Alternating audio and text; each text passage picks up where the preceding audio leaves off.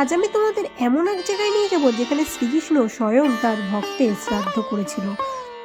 তোমাদের নিয়ে যাবো আজ আমি অগ্রদ্বীপের গোপীনাথ দেখতে। প্রথমেই বনগাঁ থেকে রানাঘাট এবং রানাঘাট থেকে লালগোলা প্যাসেঞ্জার লোকাল ধরে আমরা পৌঁছে গেছিলাম বেথুয়াদড়ি স্টেশন।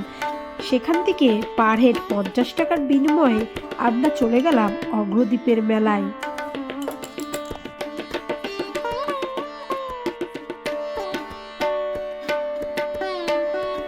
এই অগ্রদ্বীপের গোপীনাথের মেলা কিন্তু একটি অন্যতম মেলা।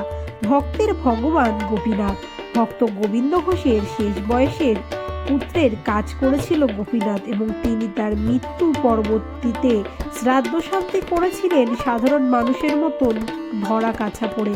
সেই লীলা স্মরণ করে আজও মধুকৃষ্ণা একাদশীতে গোবিন্দ ঘোষের শ্রাদ্ধ অনুষ্ঠিত হয়। সেই উপলক্ষেই বসে বিশাল এক মেলা। আমরা সেই মেলার সাক্ষী হতে পেরে নিজেদের ধন্য মনে করছি।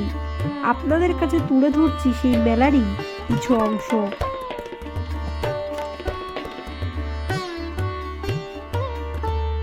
তোমরা দেখো চারিদিকে কতটা ভিড়, পা রাখার জায়গা পাওয়া যাচ্ছে না। তোমাদের এখন দর্শন মিলাচ্ছি শ্রী শ্রী গোপীনাথের।